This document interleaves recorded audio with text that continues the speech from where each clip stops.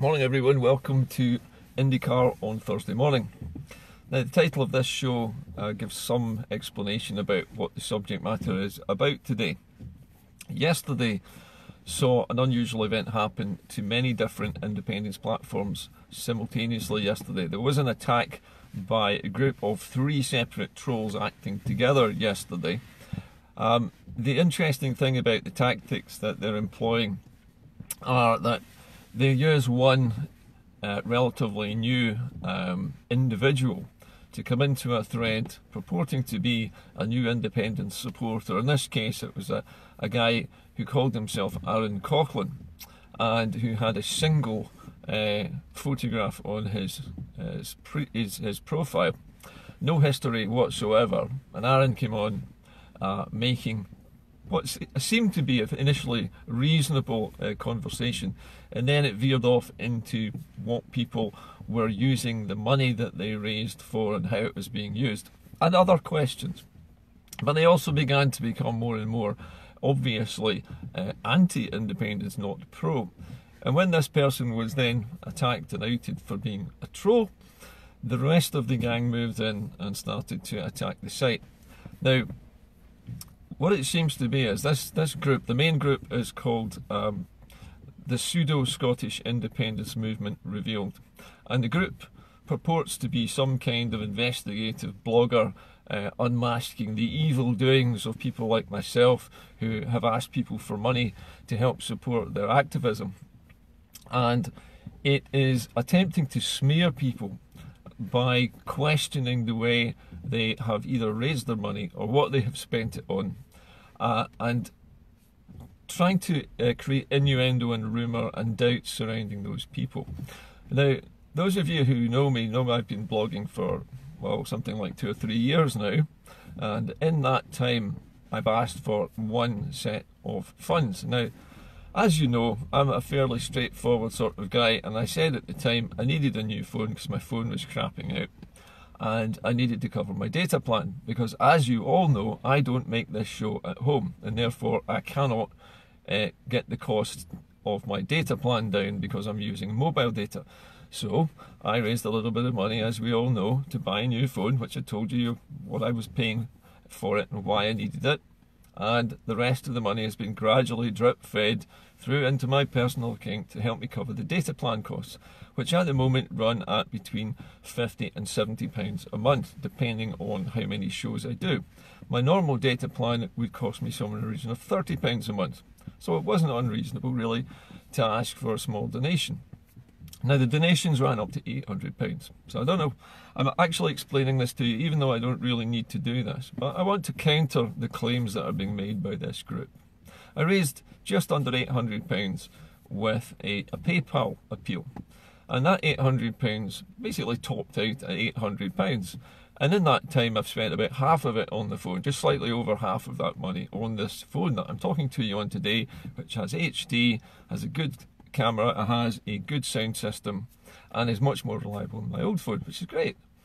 And the rest of the money has been drip fed gradually through my account to pay for the data plan, which incidentally the data plan runs out in July, and therefore the money that I have raised will be used before the end of July, and after that I won't be appealing for any more money because I'll be on a SIM-only plan which I can easily afford. End of story, okay?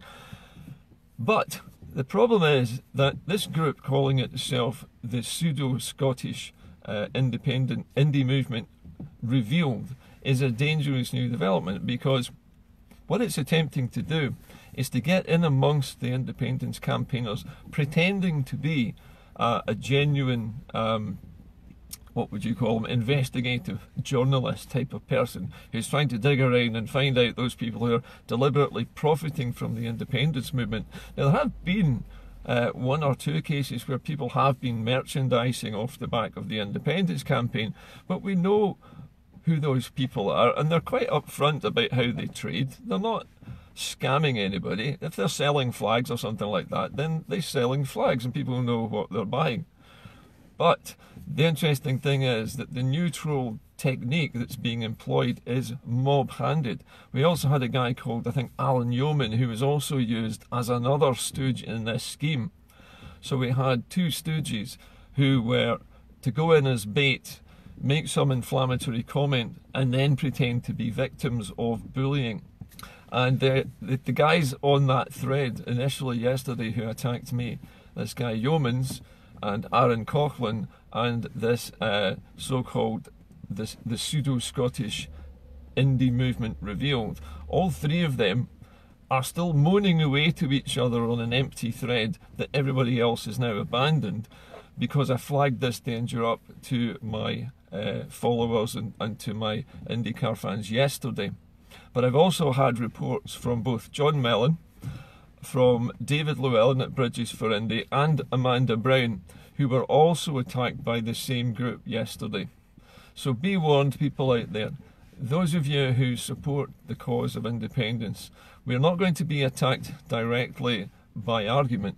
We're going to be attacked indirectly by innuendo, rumour and doubt. Basically, this is the British way. The nasty, dirty tricks department is starting to get itself into the independence movement. They're inveigling themselves in. So how do you spot them?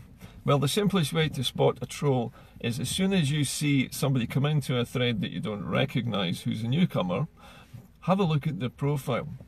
Now, it doesn't necessarily mean that they are a troll if they don't have a very interesting profile. But what you look for is, you look first of all at the profile picture. It's usually a generic picture of a guy in a family setting or a young person taking a selfie.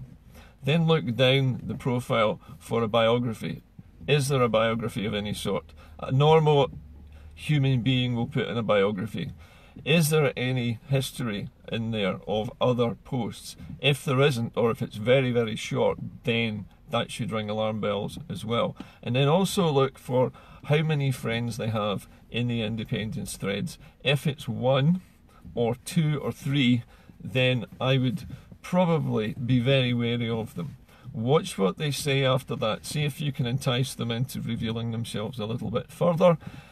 Don't provoke them too much, but challenge them and see where it goes. And if they start to claim that they're being bullied, you can be pretty sure that they are in fact trolling you, and they're trying to entice you into some kind of bullying scenario so that they can play the victim. The best way to deal with all of them is to simply report them to Facebook as scammers or as a fake account. Now that, if you do it in mass, will result in them being barred from Facebook or going into Facebook jail for a week or 2. Also, block them. You can do that online as well. There are buttons at the top of your screen. Block the person and unfollow them. Now that means that you won't be able to see anything that they post. They won't pop up on your feed at all, and you won't be able to respond to them. The good thing about doing this, if you do it en masse and enough people do it, is they end up just talking to themselves, as they did yesterday, because nobody's biting. They go on fishing expeditions to try and provoke people. But this is a new technique of this so-called investigative blog. This the Pseudo Scottish Indy Movement Revealed is a fake account. I've reported them to Facebook as a scam and as a dishonest fake account. We're working at the moment to identify who the person is. There are people in the independence movement with very clever algorithms that can check for the tells of where somebody is blogging from and who they are. But most of the people who were hit by this attack yesterday suspect one particular person and perhaps a couple of his friends who have attacked other independent sites in the past. Anyway, to get off this subject for a moment, the point is that the fact that sites like IndyCar, Bridges for Indy, Amanda Brown and John Mellon are all being attacked at the same time by the same group indicates that we're hurting them, and it indicates that we're being successful. We're getting through to people and they can't stand it. And because the British state has no more ammunition to use against us, they have no arguments against independence anymore. The arguments for independence are all self-explanatory. And are likely to attract converts, especially amongst the European contingent in Scotland at the moment, who's staying here and want to stay here and work here. They will definitely vote for independence this time. The British media and the British state knows that they're on a zero-sum game now, that they're going to lose the next independence referendum, and the only way that they can attempt to stem the flow of voters from no to yes is to try and cripple the people who are delivering the message to people. That's people like myself in IndyCar, people like John Mellon, who's been blogging for many years, and John is a combative campaigner. I've had arguments with John in the past where we've disagreed, but we've always made up in the end, because eventually when you come right down to it, we're all fighting for the same thing in our own ways. Amanda Brown does it through song, and she's extremely successful and popular. Bridges for Indy has become extremely popular and highly visible on all our roads. It's a very successful campaigning tool. And again, that was a self-starter. So it's obvious that we pose a threat to them now, and this is the last desperate roll of the dice by the British state to get these trolls active online and using new techniques to try and discredit us by claiming that we're bullying them in some way. I've been accused of inciting bullying and hatred recently by this group yesterday, and when I finished laughing and I blocked them, they then claimed that I was not answering their questions and I was avoiding them and I was deeply suspicious. They will keep bleating on and they will keep arguing into a vacuum if we keep them shut out of our feeds. So for all of you, excuse me, for all of you who have recently come on to watch IndyCar, please be aware that there are threats to shows like IndyCar and there are threats to other groups on here from these organised troll gangs. So be vigilant and watch for anybody coming onto your threads, but look for the signs of trolling. Look for people who are very new, who've got no history whatsoever, who have no family, no biography, no friends in common with you, who just pop up out of the blue. We got used to what we used to call hit and run trolls, who would just come onto a thread and insult you and call you a fud or worse, and then scuttle off having done what they thought was their duty. They're quite harmless, easy to block, easy to deal with, but this new one is a lot more subtle and sophisticated, and there's been one or two other carefully constructed attempts to try and draw people into situations where they get involved in a slanging match. We need to resist that. As soon as you see it, block it. Okay, so that's today's big warning to all of you. This weekend, as you know, is the royal wedding coming up, and it looks like being a great occasion for everybody down in England.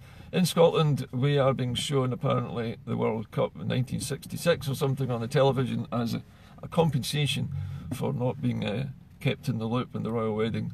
There are all sorts of rumours about what's happening with the royal wedding. Some of them are just not true. The one about showing the World Cup final in 1966, I think it's just a load of nonsense.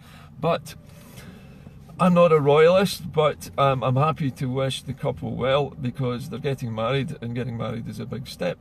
And I hope that the English people who love all that pomp and ceremony enjoy their day, because England is very good at pomp and ceremony, and I think when they're so good at something, they should keep doing it. People in Scotland are maybe not so switched on to the royal family, we're not so enthusiastic about things like that. But it doesn't mean we hate England or hate the English. It's interesting for us to watch all of that pomp and ceremony and think about the millions and millions of pounds that are being spent on it, and the televising of it around the world. In some ways, I think the cost of it is balanced out a little bit by the tourism it attracts into England. But from Scotland's point of view, there's really very little to gain from us supporting a royal family. We're too distant from it. We don't really benefit from it in terms of tourism, apart from perhaps a little bit in Balmoral, but that's really quite a small benefit, I would say. So anyway, good luck to Harry and Meghan. I hope they have a great day, and I hope everybody in England enjoys the spectacle. And people in Scotland who are watching, especially, I know a lot of women who are watching to see the wedding dress. I hope it's a stunning wedding dress and everybody enjoys it. It should be quite an occasion. Myself, I probably won't be watching it. I will be doing something more useful, probably out in the garden on Saturday. But anybody who enjoys such things, have a good weekend with it. And to all the trolls out there who are trying to insinuate that I am some kind of of charlatan and some kind of crook. Well, good luck with that, because all the people who've donated to my fund know me personally, and all the people who donate to IndyCar do so entirely of their own free will. I made one appeal months ago to raise some money because my fans demanded that I do it, and it raised money, and I've spent it, and it will be spent up by July, and then after that I won't need any more money to run IndyCar, because I'll be on a new data plan that is a sim only. And there I shall leave it. Have a good day, everyone.